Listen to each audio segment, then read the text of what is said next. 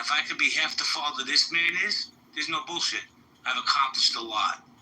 So before you start judging him, really give it some time to join and learn about him. Because this dude is next level as a father. So there, Holly. I don't disagree with anything you said. My issue is the way that my statements were mischaracterized, and now I'm being called a dumb racist repeatedly over and over. So, yeah, I agree with you, Steve. Quick question. My family, we're being hella black today. We're barbecuing chicken and cutting up watermelon for Juneteenth. So I had to step away from the mic, and I came back, and it sounds like there's some grievance because Nye and CO were modded. I missed it. I was being black away from the mic. Can I get some of that chicken and watermelon, please? I'm sorry. Absolutely. No chitlins here. We don't have any chitlins, though, for anybody who wants to know. If anybody's triggered, listen, I'm honored that JB mods me. I never, I don't hit up JB on the back end, because truth be told, I've had people hitting me up on the back end, mad at me. Why are you on the stage with him? Blah, blah, blah, blah, blah. Why are you modded with him? Right? I was always a listener to the audience. So for me, it's an honor to be on the stage. Most of the time, I'm up here listening to learn. But if y'all are triggered that a black woman has the mod badge, congratulations, you're the winner of the Dumb Ho Award. That's not my problem. I'll go back on. Happy Juneteenth, everyone. So, something I want to say, he got off the stage, and we're so past it now, but it bothered me because Sean, you said I need to change my name to False.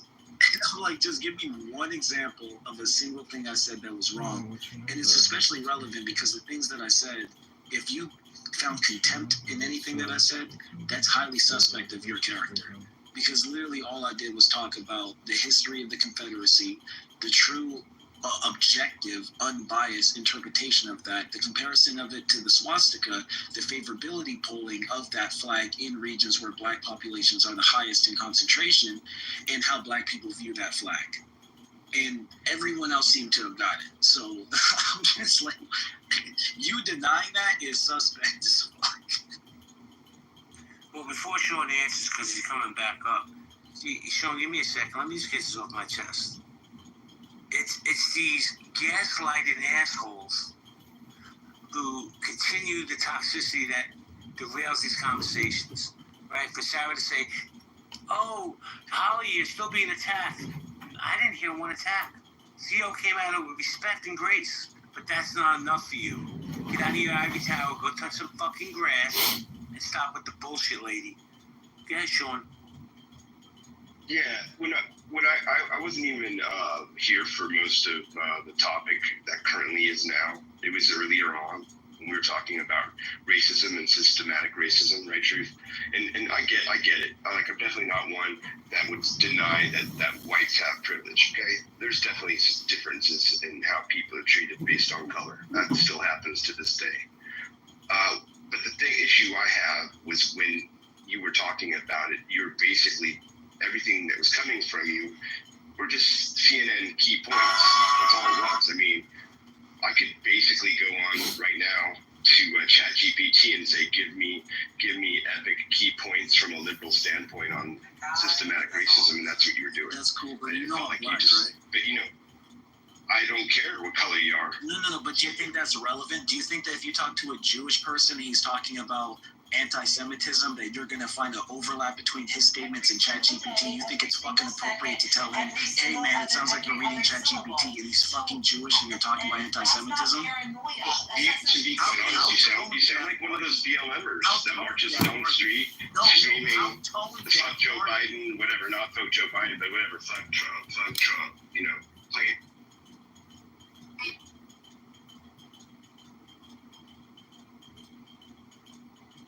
Oh my god, fuck. As in, oh man, why did I, where was I? Uranium, right, under civilians' homes, funded all these terrorist motherfucking proxies, destabilized the fucking region, openly poked at Israel, daring Israel and the West to stop it. That's not some sort of passive posture. That's a form of aggressive escalation. And let's be clear, Iran isn't just building weapons, it's exporting their ideology. It sends weapons to Hezbollah, it sends it to Hamas, trains militias in Iraq, Syria, crushes its own people at home. And like, you'd think that they treat the nuclear weapons as a defensive measure, but look at how they treated their own citizens. Why would they show more restraint internationally? This is not an argument I understand. No, it's not the same. You can criticize Israel all you want, but don't insult your own intelligence by pretending that the Iranian nuclear ambition is just the eastern mirror of Israeli policy. One has nuclear weapons and keeps the region in an uneasy balance. The other wants them and wants war. Like, there's a difference between them. That's your perspective. I Well, that's the reality. But No, you're just, what you're doing is a spit in the face. No, I'm not going to listen. I don't get a chance to speak. Well, I mean, you did speak, and now I'm speaking. Just I don't know. Yes, Yes, I will. I like you way more than that, Mr. Jack. So I'll get back to point zero. But I lost my train of thought. I really think that this equating Israel and Iran as two equal evils in the region is just complete shit. I mean, it's incomparable. With all due respect. I'm not going to try to change your perspective on Israel or Iran. And I don't think it will be successful in changing mine, just because of the things I know. But I'm not going to compare the two either in terms of oppression. I mean, whatever, that's a different conversation. But just speaking on repressive regimes that oppress their own people, but acted rationally with nuclear weapons. Kim Jong-un is a prime example. And although, of course, we don't ever want these regimes to have them, it doesn't necessarily mean that they would all of a sudden, commit a nuclear holocaust or something like that. Sorry, I try to wait respectively, you know what I mean? And North Korea also says the same things about death to America and we can wipe you out. And Donald Trump and Kim Jong-un literally had a Twitter beef about whose big button works better. I don't know, in the first term, just saying, and so while I understand none of us want them to have it, it doesn't mean that they're going to automatically, as soon as they get it, use it. And you guys don't have to take this, but for whatever it's worth, I'm not Shia Muslim either. They've actually, the current Ayatollah issued a fatwa on this, like using a nuclear weapon, and they view it as haram to ever use it or even to have one of these. That's not saying that they'll never try to make one, or that if they got one, if you pushed them too far, they wouldn't use it. But I'm trying to look at things objectively here and trying to gain the perspective of, yes, even the enemy, even the Iranian regime. And do I think that they would end their whole nation and generations of future Shia Muslims who could spread their ideology all over the world until the end of the world? No, I think they want to hold on to it just like every other dictator, just like every other Kim Jong-un in the world. They want to hold on to their power, and they want to continue their nation forever. And I think they both use it as a defensive weapon, a weapon to threaten other people in case they get invaded. But that's my take. Yeah, we see how the Shias of Adi, the mantle of Shia Islam, is really taken hold amongst the Iranian population's youth. They really are, really singing the mantle of spreading the mantle of Islam far and wide.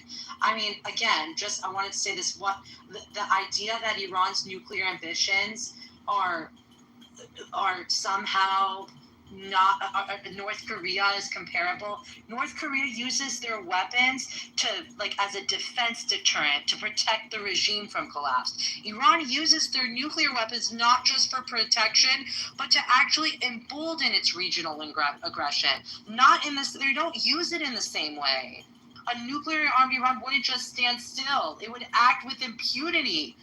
They use it as a nuclear ship. They built in Korea. At least those motherfuckers have enough sense to go build the nuclear centers in the mountainous, remote areas. These guys build their nuclear enrichment centers in one of the most busiest cities, metropolitan cities in the world. Tehran is the size of all of Israel.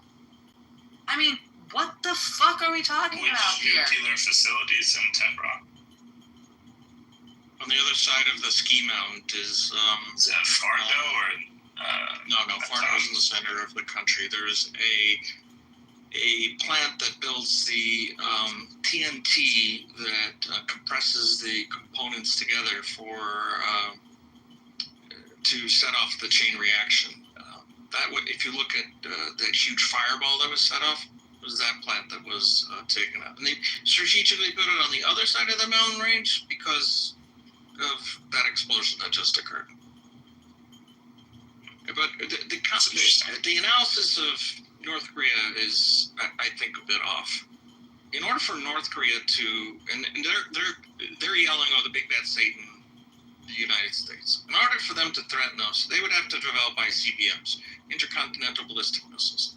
They have not done anything like that. They can barely fire them over Japan. Should they have them? No. But do they represent a threat to the United States of America? Not yet. But trust me, if they did, and they actively started testing them and doing stuff, I think there'll be a very different response. Now, Iran, on the other hand, is a stone's throw from Israel. You can drive a truck with a small bomb in its back thing. You could shoot one over with those missiles that they have. They're not very accurate, but they got to get close enough. So the threat matrix is very different between Iran and Israel and North Korea and the U.S. Does that make any sense? Yeah, there's some points there. I just, and by the way, I'm not coming from criticizing Israel for starting a fight with Iran, like a military fight. Like, they can do that. Whatever. I'm not Israeli even. If they want to do that, it's up to them. But Not Israeli?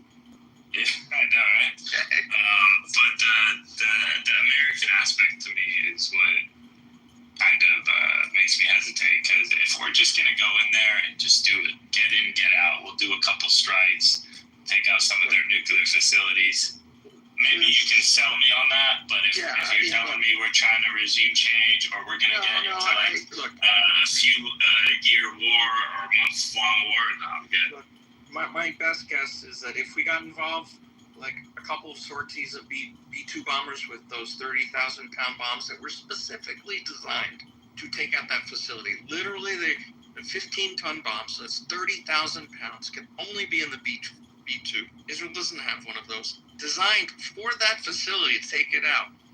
A couple of those, and then the nuclear ambition program is over. So no one's putting boots on the ground. I don't think anyone's signing up for that, but that's the only outcome that I see. And right now, who knows?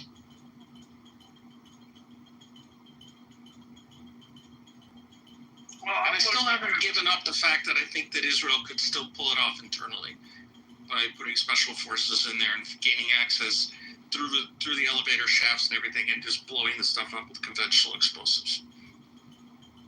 Well, geez, that takes a lot of setup work. I mean, you know, have you ever That's all been these through dudes an do. elevator shaft? Well, have you seen all of the flights of tanker aircraft going back and forth that refuel helicopters only?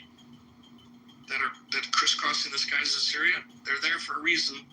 They're not to refuel F-35s. That's my guess. I'm looking forward, you know, to going to Tehran one day when there's not an Islamic extremist regime in control of the government and the society. I don't know. That's just me. I don't like Islamic extremism. 770 called me for a donation. I mean, it would be really 770 cool called to me see for like a a donation fully modernized for Kitover European, basically Persia. Iran still has lots of, well, not lots, it still has, under this regime, 50,000 Jews that still live there. That's true. And that who are currently, I think it was like No, it's 10, around- 15, no? no, it's around 50,000 across the entire country. Uh-huh. There's 10 to 15,000 just in Tehran. But those populations have shrunk, obviously, over time. So, again, I mean, I was just watching, I mean, this is anecdotal, but I was just watching Iran Air, like from a flight from the 1960s, and which was its first Tehran Tel Aviv flight. Oh, that would be so corny and cute. It is really corny and cute, but it existed, and everyone's these Persian names. We are really happy to be here. But I mean, honestly, that could be us in the next 5 years. There could be a direct flight from Iran. Not even 5 years. In the next 2 years, there could be. It's as easy as a light switch to turn it around back to a sane place. Well, it won't be the same place, but it can be a different place. No, it can be a better place. It can be less Ayatollah. More. There could be your. There's videos on YouTube of the like. Sorry, go ahead. No, it's okay. I forgot my go ahead. Video. Just real quick. There's like videos of like random Westerners like Americans, Brits, going to Iran and visiting and stuff and flying on their current airlines, and their current airliners, I guess because they're sanctioned to hell, they can't really. They're not really able to do the correct maintenance on all of them. Yeah, they're Russian aircraft. Yeah, and they're like just really shitty condition right now. But the vibe I saw of like people who traveled there and they do like their video vlogs or whatever is like the people are super nice. They've got again those sanctions, so like they have their fake version of like Pizza Hut, KFC and shit. But it really made me kind of want to go there before all this actually cracked off. But it looks so beautiful though. Like they still have a lot of the old like parts of ancient Iran, I guess you would say. And there's a lot of cool like architecture. Tehran is a super cool city. Tehran is a huge city. It's like, I mean, this isn't just some, bumfuck hole. It's like a huge metropolitan, it's the capital of the country. And so, it's just like a Denver because the city is placed like in it's on the edge of it's a mountain range or whatever you call it. What is whatever. Like the high city. It literally is a mountain range, but it's right. But it's like also the pit. It's also on a plateau. It's on a plateau, exactly. And then so people, you can ski during like certain months, and then you can also like, go down to the river and like float and like, paddleboard and things like that. And I mean, of course, this is the home of ancient civilization. This is where, Mordecai and Esther, they're shrine in Shushan, aka modern day Hamadan. Then you have, Persepolis. You have a lot of things. It's a civilization and cities that, yes, are modern. There's not, they're modern cities. There's less modern areas. There's, poorer villages, more, better off villages. But I mean, yeah, like everything, people still find a way, Alcohol is illegal. Well, you go to your Armenian grocer deli and have, you have him smuggle you some alcohol for 5 times the price. I mean, yes, people still have a way to live their life, but it's not easy, and it's not what the Iranian people want, and that is the most important thing. So if people want them to be upset about it, they want them to be upset. Oh my God, they're more upset about the fucking IRGC, who's been oppressing them for all these years. So all these words you've been Iran. Anyway. Yeah, so I'm just saying that it's a complex, interesting country with lots of ethnic groups, lots of mosques, lots of ancient, Zoroastrian fire, Atesh Ked, I don't know what it is in English, and then you have some of the oldest Orthodox churches and these areas that are both Assyrian, and then you have Armenian churches. It's an interesting place to be. It's an interesting place to see, and it's really warm culture and very secular. And how are Christians treated under Ayatollah, under the current IRGC? Everybody has to follow the laws, like the civil laws of. So everybody has to wear hijab. Everybody has to. Even if you're Christian, even if you're Zoroastrian, Christian, or Jewish, you still have to wear hijab when you're in public. Also, like there'll be special areas like where there's Assyrian camps, not like like Assyrian churches, and then they have summer camps in which the walls are high, and then so people can go be, they don't have to wear hijab in those areas. But, and yeah, there's very special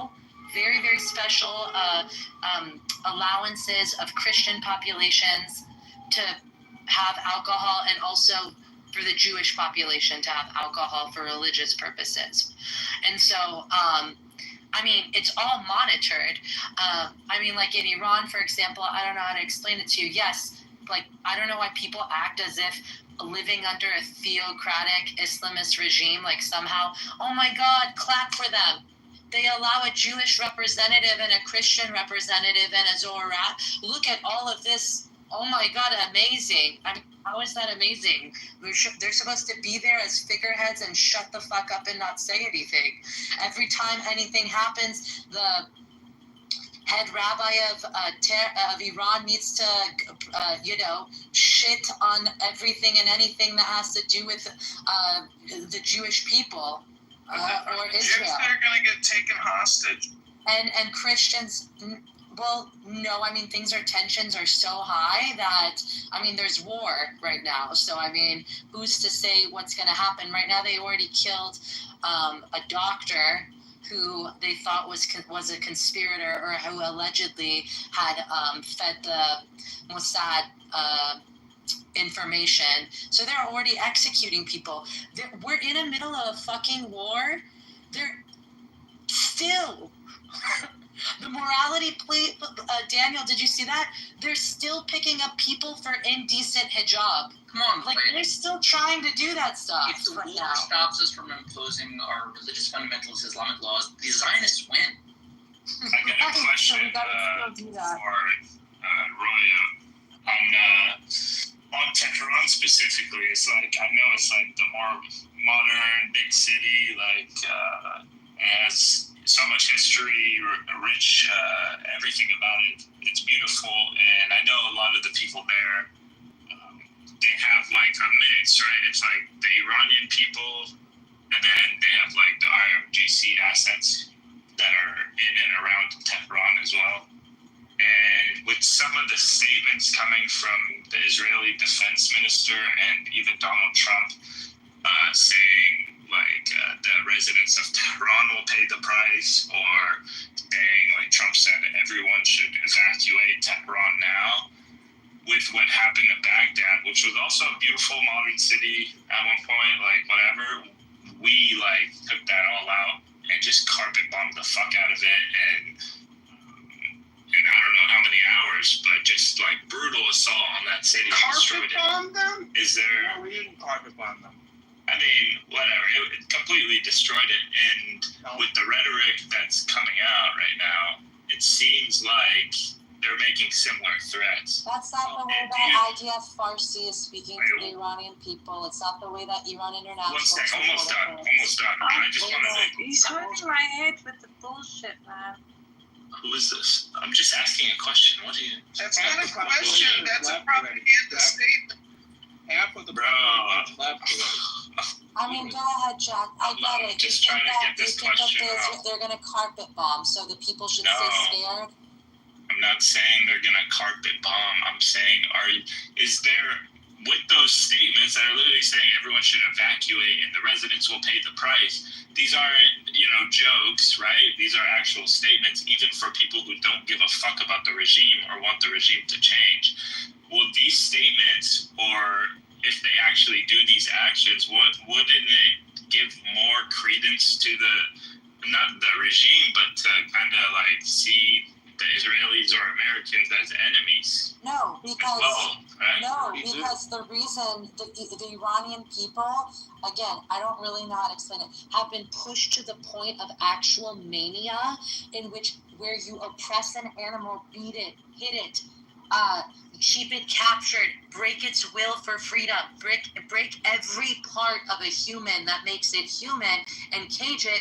The Iranian people are more upset about the fact when Iran, these Ayatollahs, poke at the U.S., poke at Israel, and they know that these guys are godforsaken assholes, right, who do not even create bomb shelters for their own people.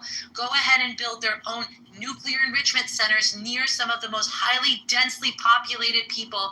The Iranian people do not view the IRGC as some sort of kinship or some sort of protector of nationalism, or that they need them. In fact, they view the IRGC, they're angry. As more of these things happen, they get more and more upset about the fact that this regime has continuously put their people in this position. The fact that the Iranians will not stop. Do you The think fact that they will, I'm not done. The fact that they will continue to poke, to probe, to threaten. All that does is put the Iranian people in more danger, and they understand that. And by the way, that's not the overwhelming sentiment that's being shared amongst the actual Iranian people. IDF said, the IDF has a branch in Farsi, and so in their communications, because of high levels of both Iranians inside Iran, outside of Iran, relying heavily on that information. Also, there's a very large portion of Persian Jews that also follow the IDF and Israeli news in Farsi. So for older generations and stuff, so that already exists. And so A10 knows what I'm talking about. That's not the way that the messaging has spoken. Most people have listened to Bibi's statement about we are not at war with the people, we are at war with the IRGC, a brighter Iran. That's the 99.9% of the messaging. Trump can eat shit for turning around and scaring the shit out of the Iranian people, but that's not the narrative that the Israelis are sharing. That in fact, their precision is making people actually be very happy. And I know that's not something you want to hear, but it's actually the reality of it, because people are so worn down by the regime because it's comparing apples to a fucking elephant. It's not one and the same. They are happy. This is more of a liberation of Normandy type of energy than a foreign Zionist entity who's going to infringe upon the mantle of Shia Islam energy, if that makes sense. Yeah, that makes sense. I was actually saying how impressive and surgical the first Israeli strike on Iran was. The fact that they went after those scientists and chief of the IRGC. So I'm not even coming from that angle of demonization or whatever. You know what I mean? I'm just coming at it impressive. from Totally, I get it. I'm just saying that they have been precise, right? And so yeah, and by the way, I'm not very aware of whatever propaganda the regime's spreading. I was just referring to, like, of course, they're still not going to fuck with the regime in any case, but, like, the specific statement about, like Trump, and also the one from the Israeli defense minister saying the residents of Tehran will pay the price. Now, you can read that as the IRGC guys who are in Tehran, who also live there, or the people. And I just I get weary when people start making statements like that, because to me, I think if anything happens, Tehran, aside from the IRGC assets, shouldn't be there shouldn't be a method of. I don't support a method of destroying Tehran to accomplish. We are in agreement, Jack. I'm just saying that for one defense minister who's may say something like that, you have the prime minister saying something that's the complete opposite. And so far, and I'm not saying people are not scared, that type of messaging isn't scary, that Trump should have not opened his big fat mouth, but we all know the way that Trump actually talks, and we also know who's actually calling the shots right now. It's not the United States. Show a little respect to your president, young lady.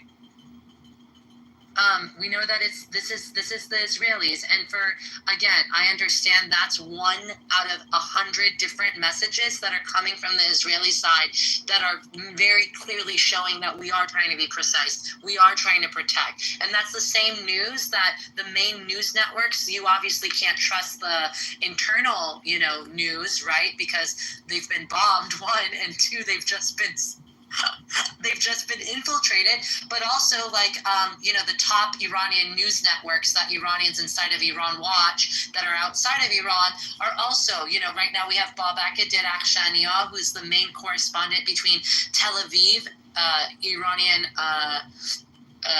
reporter who's live and is reporting straight what the Israelis are giving to the press to report, and none of that messaging is remotely scary in a meaningful way that makes the people feel like they're public enemy number one.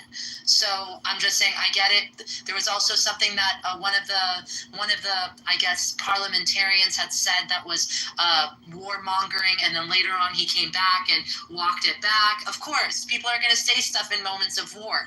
Also, the mullahs and the Iranians are saying things in this moment as well. We're going to crush the Israelis and we're going to wipe out Israel off the face of the map. I mean, everybody is saying something, but that's not the overwhelming rhetoric that's coming out from the Israeli side to the Iranian people. That I can assure you. Yeah, I hope it stays that way. Because I feel like it would only do the bidding of the regime if they start going the other way. So, but anyway, I have a meeting I gotta prepare for. But it was nice talking to you guys. I appreciate it. It was nice talking to you, the conversation. Yeah, it's nice You talking guys to you. take care. Okay, I'm tired. You guys do this every day? No, it's not every day. Not every day. I never did. Jesus Christ. God. It is exhausting sometimes, especially when you have people fighting you in the rooms. It's horrible.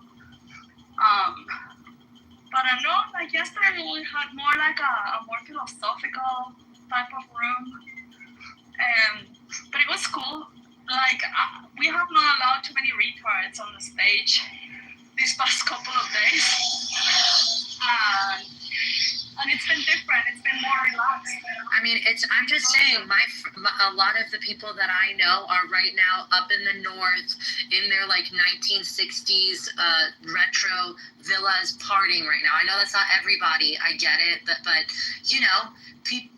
there's people are excited and scared at the same time, and so nothing at this point is going to make people revert back to the regime who has killed its people more than anybody else, more than any sort of disease, more than any sort of foreign entity. I mean, the biggest threat to these people has been the regime itself, and that's undeniable. Undeniable. Like, that's not something that only one part of Iranian society knows. Every single person has been touched by this regime, and not in a good way. You know, If I were to say the same thing about the American government. What? Anyway, can we bring back this Irish anti-Semite? I'm actually in the mood now. I have more energy. Northern Ireland. Northern Ireland, yes. What is wrong with their Irish? They really hate Jews. He lives in an ethno-state. Northern Ireland problem, and I don't know if they have to be simplistic about it, but they just say, it's the fucking Brits again.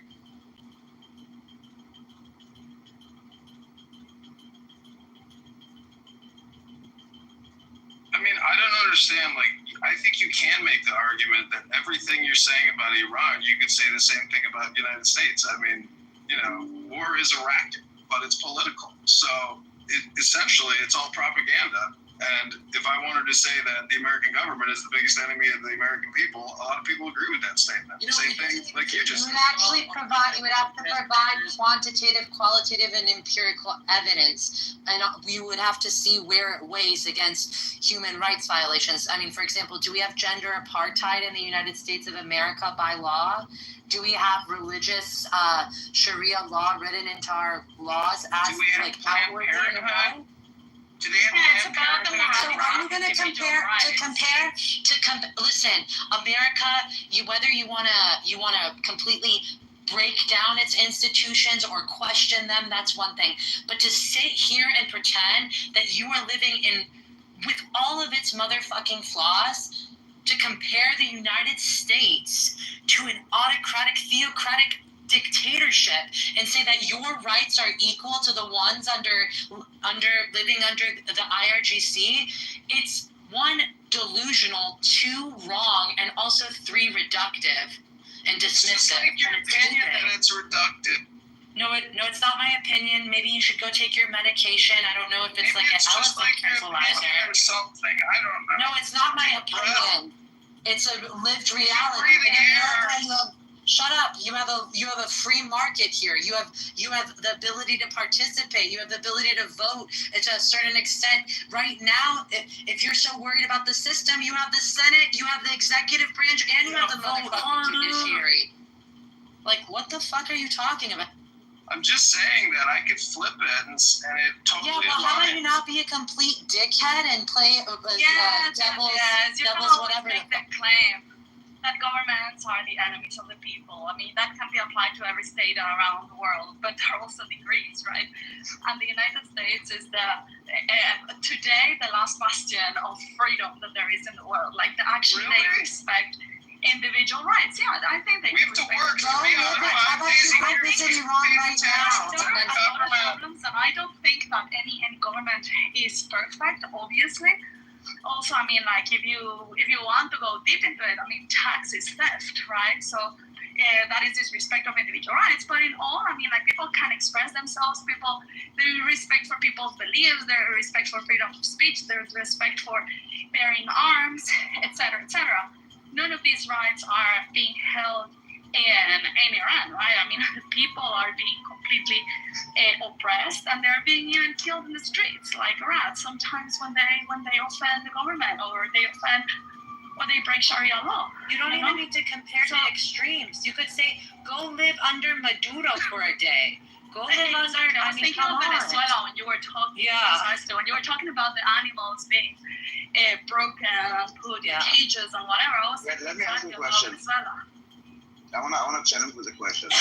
So, not comparing United States to Iran at all, to that to see, but if, for example, a government like not a government, like a country like the United States, decide, for example, as you said, the right to bear arms, which is amazing. It sounds like a right, but at the end, it's also resolved in, like, I don't know, mass shootings and school shootings. So at the end, it's a government decision that others might say, oh, I don't like it. Like, it's a balance at the end. Like, one freedom sometimes comes on another. Like, so here people die by the government, and here the government allows for people to kill each other. But at the end, but it's not legal arms that are killing other people. It's actually arms that have been gotten in the dark markets. So never when you see a school shooting, is a legal arm. Why do we see it mostly in the United States? There are legal arms everywhere in the world. Oh yeah, but obviously you see more because there are more guns. But it's not the guns. It's not the existence of guns that's creating this. It's the existence of crazy people. Look at the UK.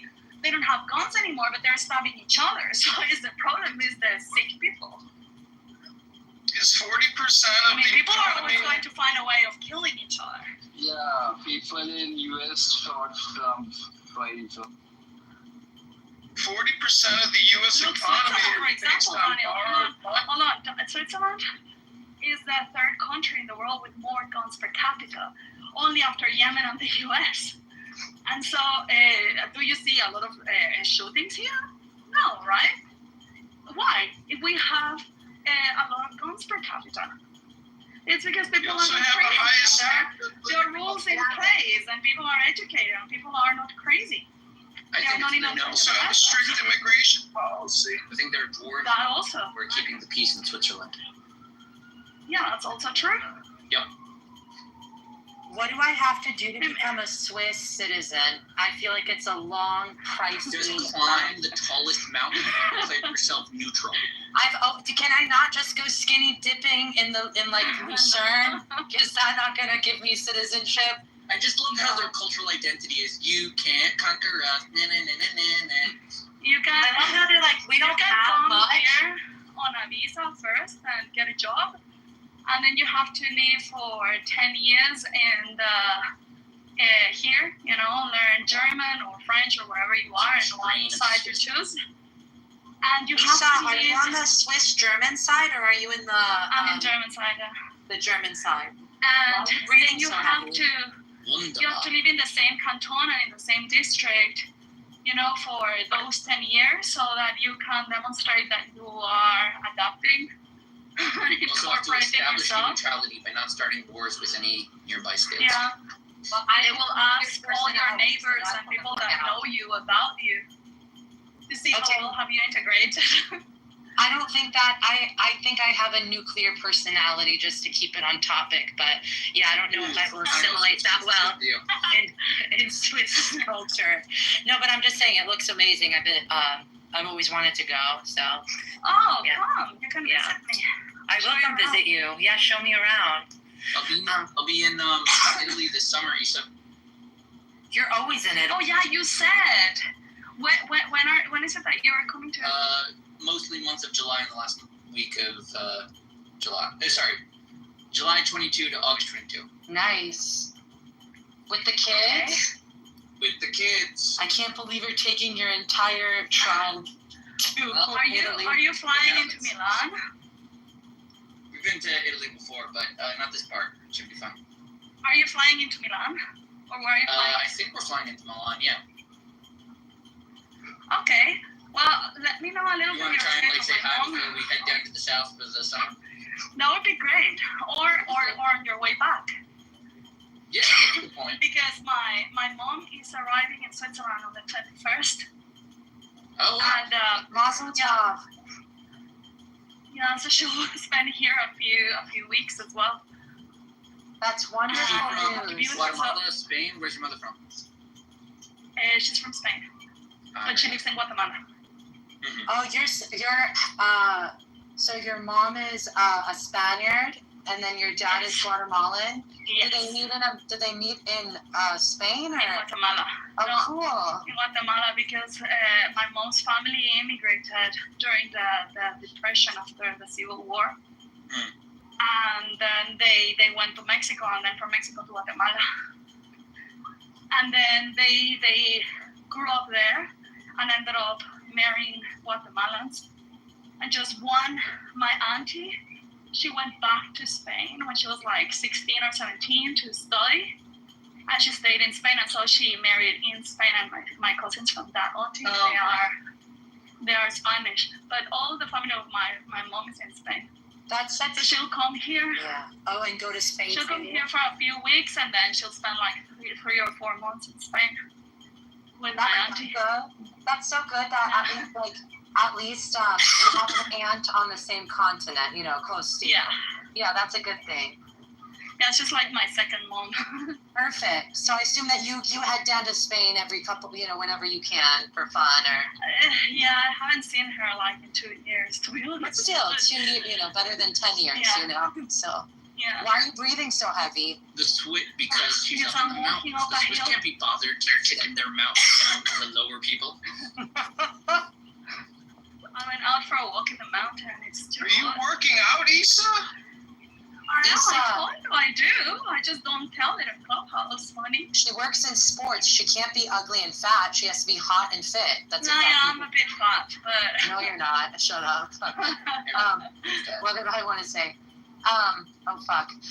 So if I walk around this area, I want to go to Lucerne. I want to go to Zurich. I want to go to all these places. I just want to be where the cows are. Just Oh yeah, they're everywhere. Want to get some good fresh. They're everywhere. Actually, here where I go, I always go for long walks in the mountain that is behind my apartment. My building is like facing the city, like a big road. But then if I walk 10 minutes to the back, I hit a hill, which is where I am right now. And I just go for walks there. There's a farm, and you get to pet the cows and the chickens and play with them. I get raw milk over there. You guys, I like Adam. I think Adam isn't bad. Like, I'm not going to say I like him, but... Which oh, sorry. Is his name not Adam? The Jack guy. He's not as bad faith. I'm not usually in the discussion. I don't know them that well, but his voice sounds familiar. The one that had like the Habibti. That one sounded like Mike. Was that Mike? The gay Mike or no? I don't think so. But I did like this Jack. His voice also sounds familiar. And it was very pleasant to speak to him. Algerian, Palestinian. Half Algerian, half Palestinian. Algerians are the most Islamist out of all of the North Africans. Not that he's an Islamist.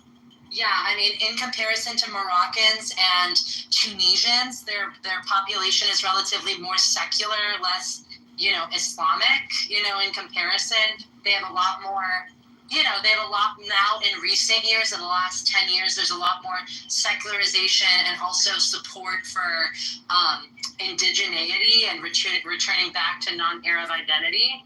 But Algeria, I mean, they also have an Islamist government in place, so... I mean, a lot of people are tied to the military apparatus there. But yeah.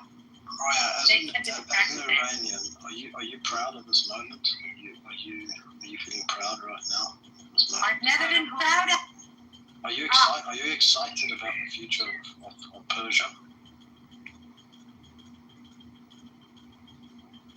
Is there excitement in the air? I'm only asking because I just think this is an amazing time of our lives right now. It really is. I think so. We're at the cusp of something absolutely. Oh shit! Am I mute? I was about to say, of course. This is the liberation of Normandy on a way bigger scale. This is an amazing thing that's happening. This is the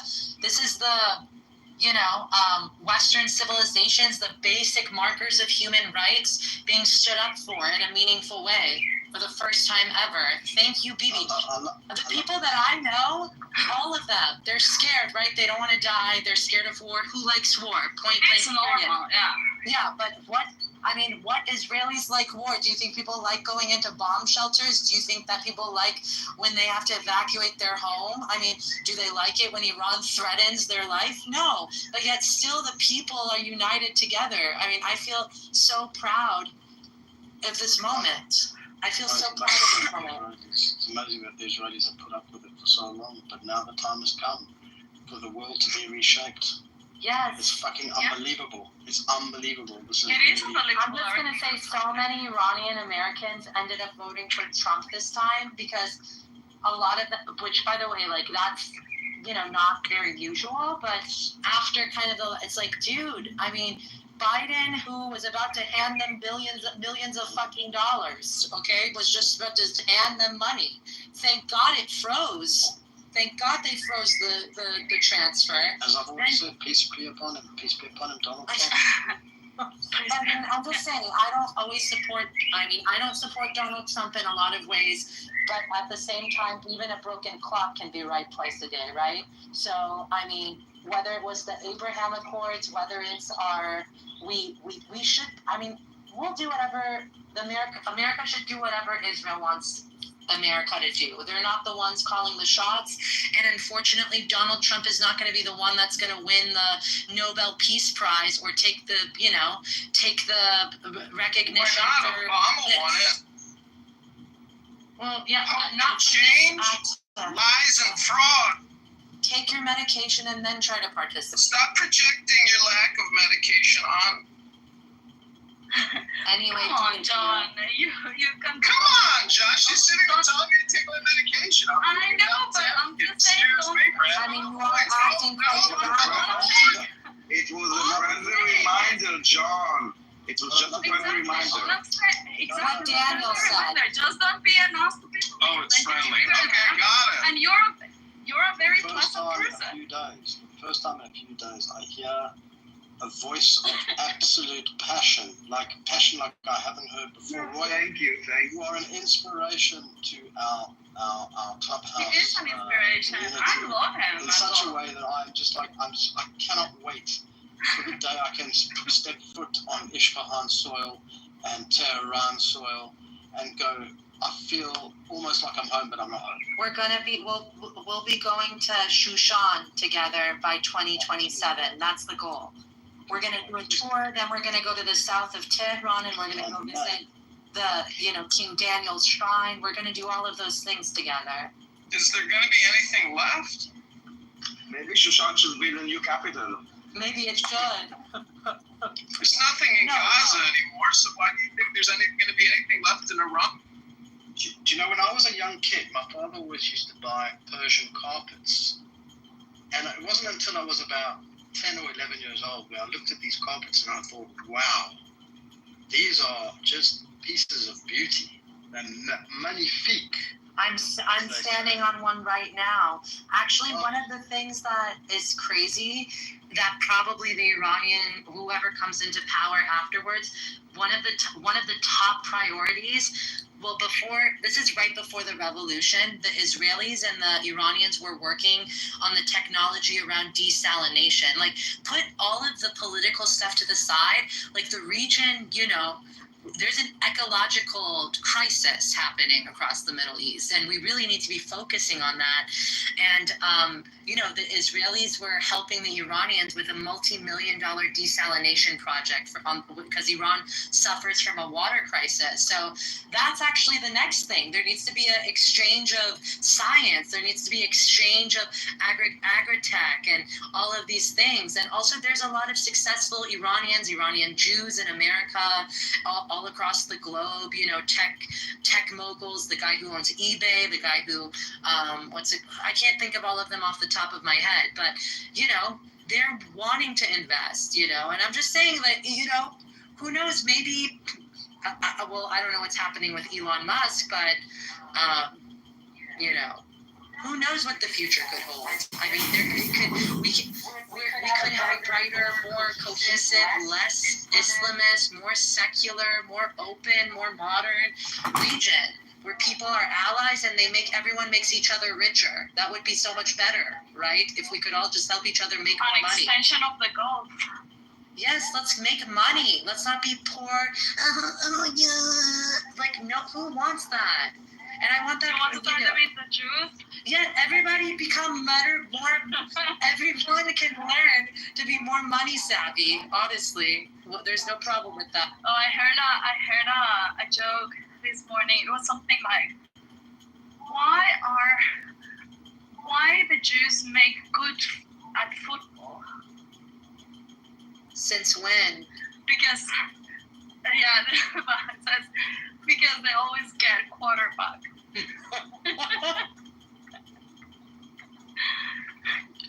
I read an amazing piece this morning from Imam Hassan Dogumi from Paris. Yes, I read that too.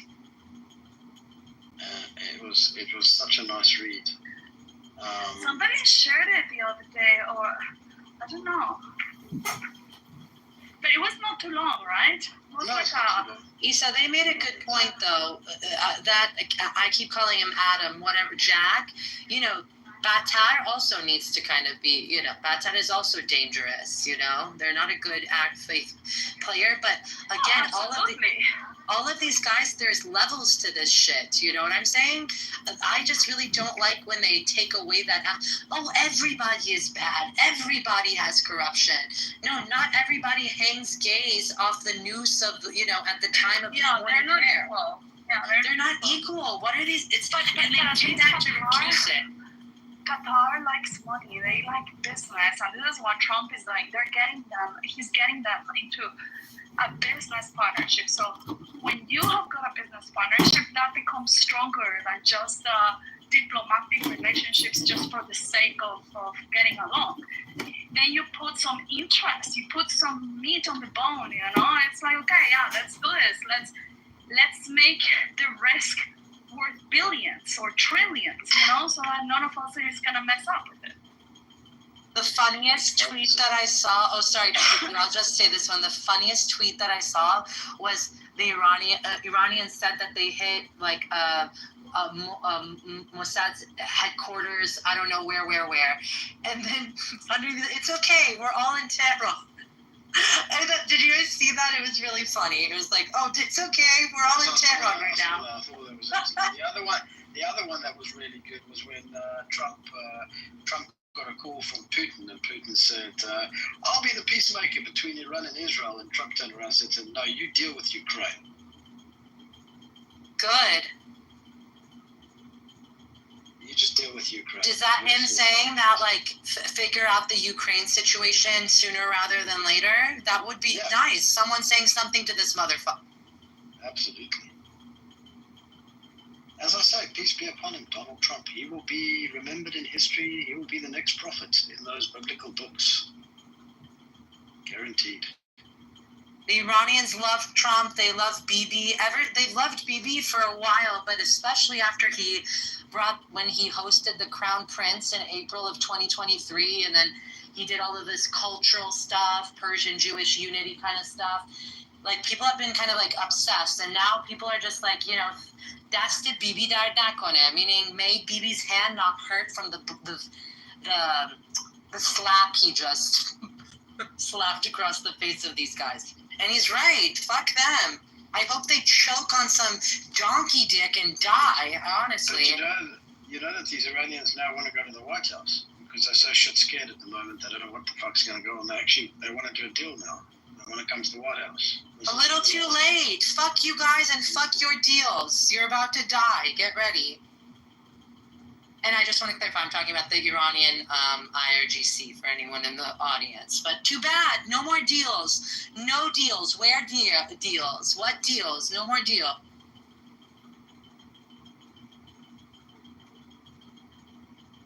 What deal could come out of it right now, Pikachu? Yeah, What deal? This is what he said. Hold on.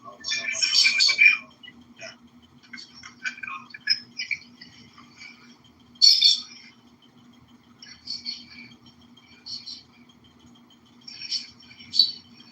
I just received a letter in my mailbox from 23andMe saying that they filed for bankruptcy in the U.S. Yeah, don't do it. They had a huge data leak. I'm sure you've heard of No, it. I already did. Yeah. Okay. Oh, man. It says you may have claims against the debtors, including for monetary loss or personal injury. Any holder of a claim that fails to timely file a proof of claim in the appropriate form shall not be treated as a creditor with respect to such. Yeah, they sent me like a legal notice to tell me, I guess, my rights about if I have got any claims or anything. Do you? No. I did my 23andMe. That's the reason why they have my address. Oh, did you find out you're Jewish? Yeah. Baruch Hashem, Mazel Tov. 4% Ashkenazi. Oh my God. That's definitely from the Spanish Inquisition side, yeah. What the fuck is this? I'm tired for them. Daniel, this time don't stare the guy. Daniel, this time don't stare the Irish guy if he comes in here. I want to play next time. No, he was kicked out. Oh, forever? Yeah, from the room. But, next time there's a room, I do want to come in here when he's in here. Are you gonna... It's like a high-stress situation, and all of us want to shit on somebody, and he's the perfect specimen to shit on, personally. Which Irish guy? Who's he? Which one? What's his name? Some Tim Rambleton. Oh, he's a fucking piece of shit, that one. He doesn't even hide his anti-Semitism at all. It's not even cloaked. Yeah, he's just straight up, fuck the Jews type of energy. The other one is Rickson. Rickson the American. He's also another one. Who's that? Fuck the whites. Fuck the whites. Fuck the Jews. Hates the whites. Hates the Oh, he's black? Oh, well, black people don't like Jews or white people sometimes. Everything in black culture in America is the Jews' fault, apparently. Everything from Motown. Oh, these Jewish music executives were shoving drugs down the throats of... What about their liberation? No. Only oppression.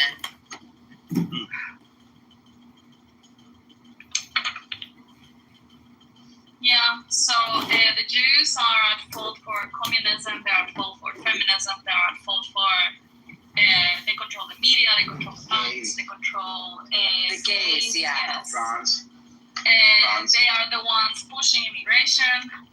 I mean, a Jew even stole my house. They make awareness great again. So I tend to agree with this claim. I mean, there's so much evidence, right? Yeah. Yeah. Finding out. Yeah, Jews are a fault for every single thing. And that is what I say to them. Like, yeah, I believe you, dude. Like,